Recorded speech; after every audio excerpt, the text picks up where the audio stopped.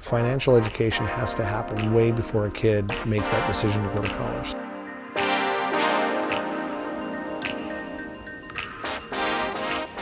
Hi, my name is Doug Brown, and I've been at Microsoft for about 18 years. I lead customer support in the escalation space out of the Issaquah office, and before that I worked at Seattle Pacific University for a year, and before that I worked 11 years at a company called Microserve up in Kirkland, Washington. So appreciate your invite to be here. I look forward to chatting about education, and those things are important to students.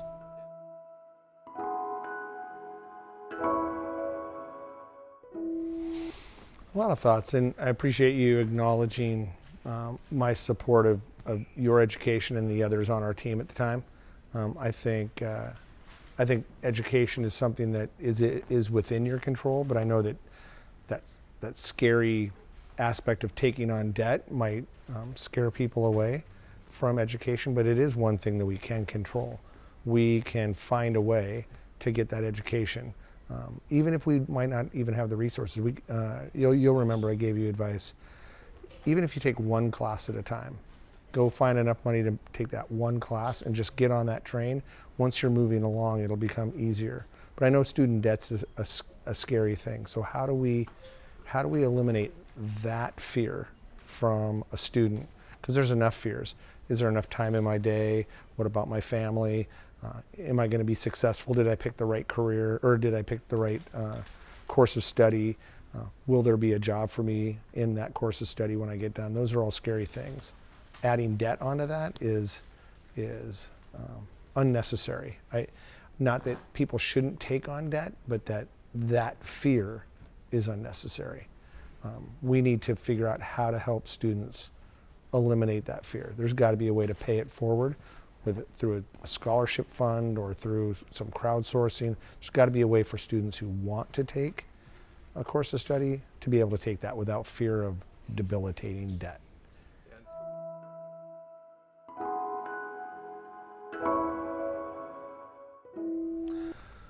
Yeah, the journey is a very long. I think I went to 11 different schools to get my bachelor's degree. I was in the U.S. Navy, you know that, for about 6 years. So I had the benefit of those classes were free to me. The Navy paid if we wanted to go to school. I love that. I love that idea that what if someone could help us through school if we didn't have the money to pay? And I think Pay It Forward can do that. So we'll get to that later probably, but I had that benefit. So then I get out of the Navy. I use some of my benefits and some of my own personal money to get my associate's degree at North Seattle. And then I ultimately wanted to be a Husky. I wanted to get my degree. When I met with them, they said the best way to do that is finish my degree through an online or a non-conventional college. So I went through non-campus college. I went through University of Phoenix and brought all of my credits from those 11 schools together. There was 5 classes I had to take to finish that off, so I did that. That was on my own dime. Then I had the big benefit at Microsoft is they pay a pretty good portion. About a third of my master's degree was paid through tuition, through their tuition program. But 2/3 of it, I had to come up with those funds myself. I didn't want to go into debt, so I took my own advice and saved up a little bit till I had enough to get through the program. And then I jumped on that train, and once I knew I had the money I needed to take those classes, I just made sure I didn't stop. So I got in and I kept going until I was done. So I was lucky to not have to take on debt. I kind of took on the debt ahead of time. I saved it up until I had the money I needed to finish the school.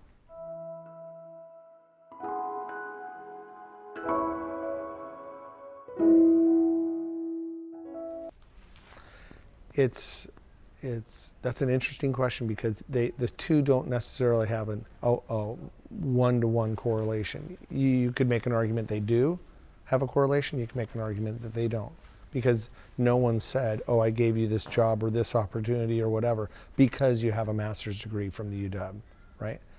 No one tells you that, but more doors opened up.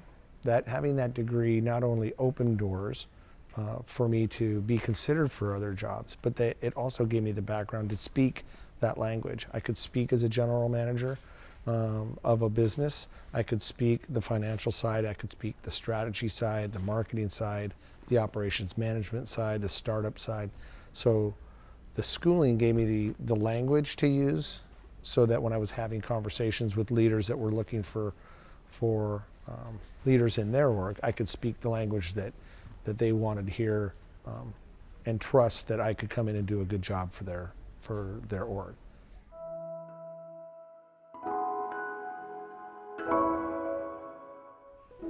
Honestly, it does. Some people say, oh, I just look at the person and I get a feel for that person and would they be a good fit for the job.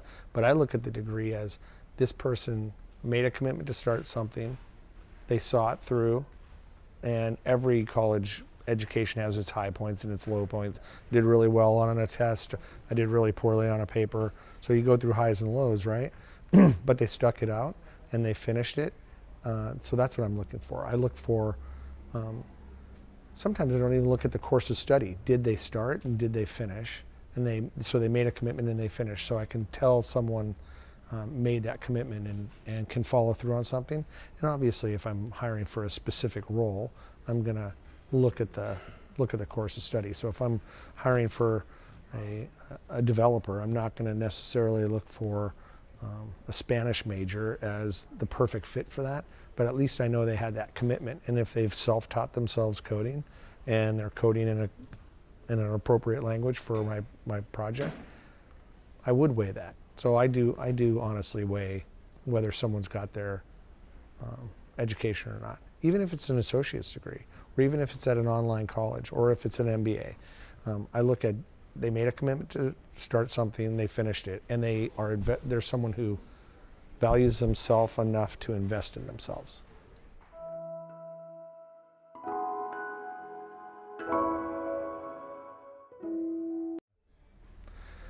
There's a lot of angles to that question. I think the pay it forward project, let me answer your question first. So how do I feel about that?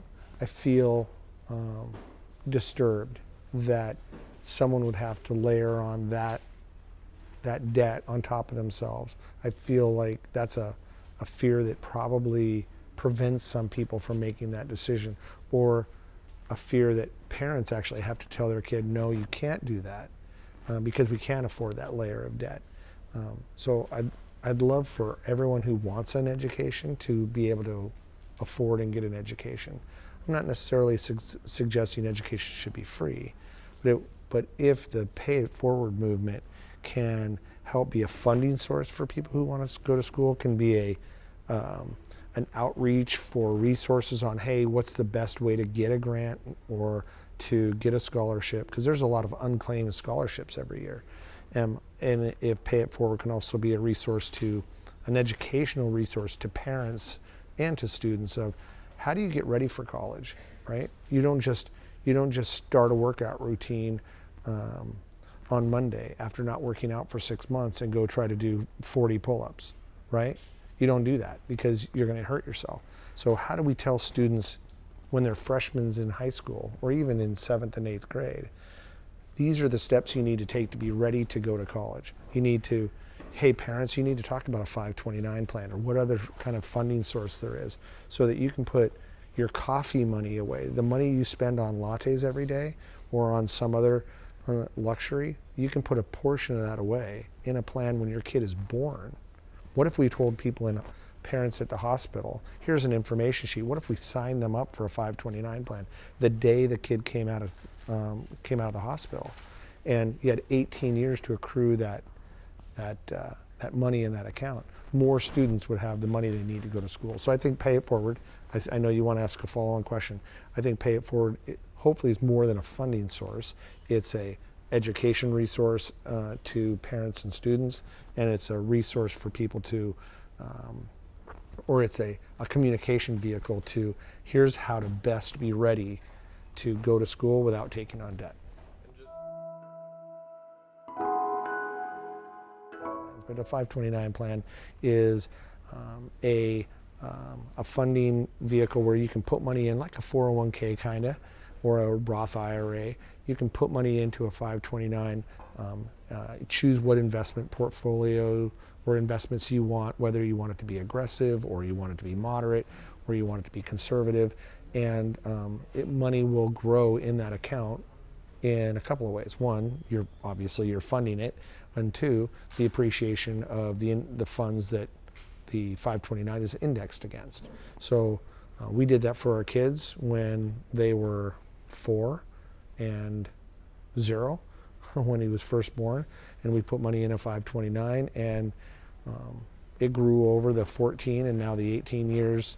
Now he's 18 years old and he's going to go to Central, and the 529 will pay for that.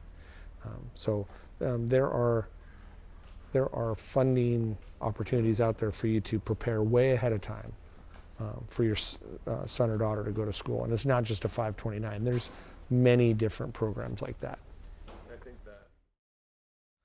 So I think Pay It Forward is probably going to be peers to many other organizations that are trying to advocate for kids going to college, for whether it's student loan mitigation or what those things around people aspiring to get their education. So you'll have peers in that advocacy group.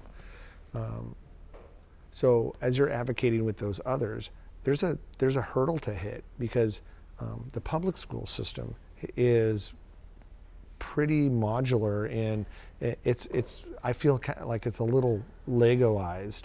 Is that you plug in this and that and the other thing, and it's very scripted.